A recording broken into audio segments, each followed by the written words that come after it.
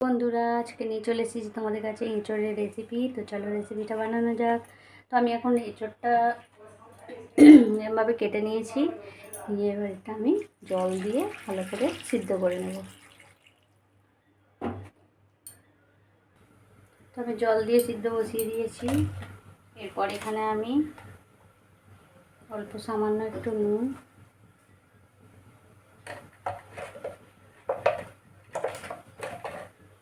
আর একটু হলুদ গুঁড়ো দিয়ে দিলাম।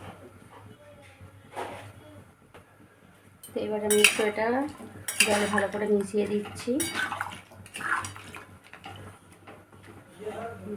দিয়ে এবার আমি ঢাকাটা দিয়ে দিলাম। এরপর আমি চাপাটা খুলছি, এবার আলুটা দিয়ে দিচ্ছি, দিয়ে এর সাথে এটা একটু ভালোভাবে নেড়ে দিচ্ছি।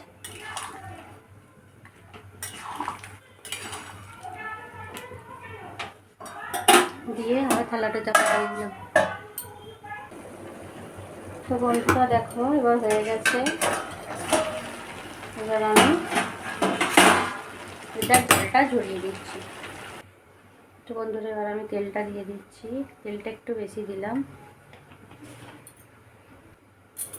এরপর এখানে আমি একটা শুকনো লঙ্কা আর দুটো তেজপাতা দিয়ে দিলাম।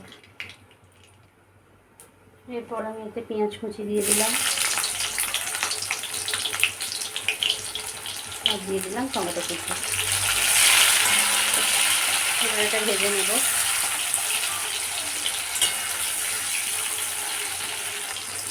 যতক্ষণ ভাজা হচ্ছে আমি পেস্টটা বানিয়ে নিচ্ছি।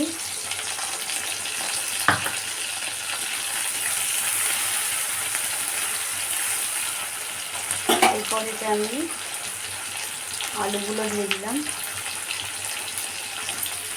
তো এখানে আমি সব আলুগুলো দিয়ে দিচ্ছি। এবার আলুটা একটু ভেজে নিচ্ছি।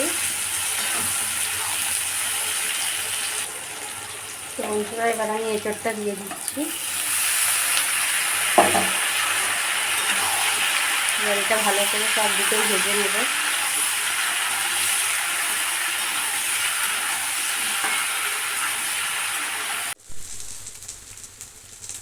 তো দেখো বন্ধুরা, ভাজা হয়ে গেছে। এবার আমি এই পেস্টটা দিয়ে দিলাম।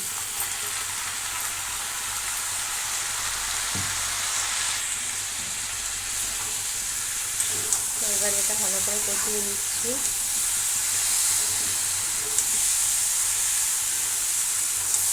এইভাবে এটা মশলাটা ভালো করে ভেজে নিতে হবে। তো আমি এরপর এখানে নুন দিয়ে দিলাম, 1.5 চামচের মতো নুন দিলাম।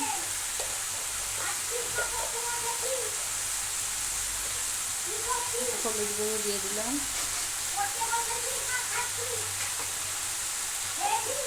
আর দিলাম লঙ্কা গুঁড়ো। এরপর এটা ভালো করে কষিয়ে নিচ্ছি। এটা ভালো করে কষিয়ে নিচ্ছি। এরপর আমি এতে একটু তেল দিয়ে দিলাম।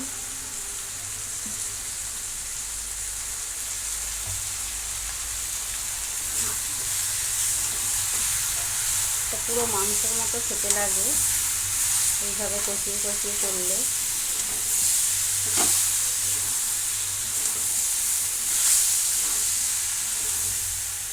এরপর এতে আমি মশলা ধোয়ার জলটা দিয়ে দিচ্ছি।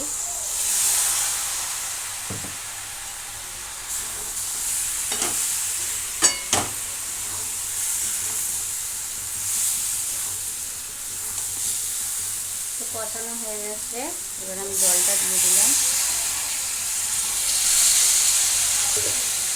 খুব বেশি জল আমি দিচ্ছি না। এটা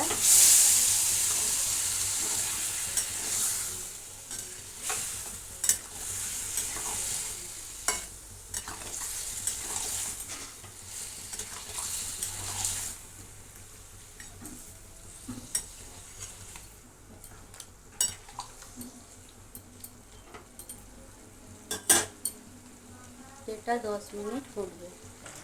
তো হয়ে গেছে। এরপর আমি উপর থেকে একটু গরম মশলা গুঁড়ো দিয়ে দিলাম।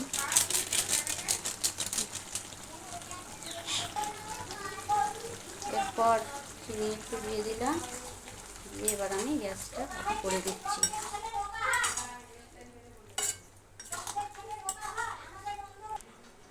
তো এরপর আমি এটা এখানে সার্ভ করে নিচ্ছি।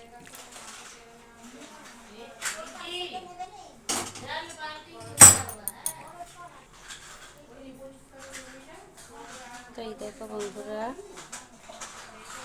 এঁচড়ের পুরো মাংসের মতো লাগছে। তো রেসিপিটা কেমন হলো কমেন্ট বক্সে জানাতে ভুলবে না। তো চলো বাই।